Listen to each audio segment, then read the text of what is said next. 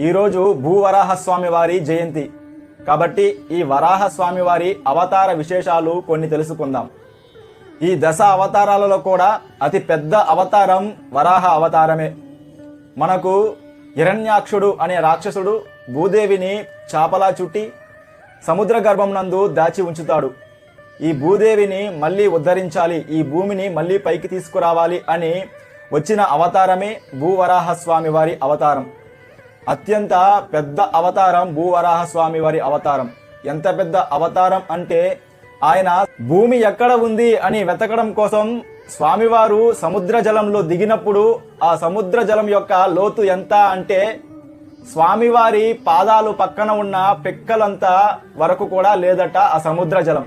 అంటే స్వామివారి యొక్క స్వరూపం ఆలోచించండి, అంత పెద్ద అవతారం భూవరాహస్వామి వారి అవతారం. ఈ సముద్ర జలాలు కూడా అన్నీ కూడా బాధపడుతున్నాయట.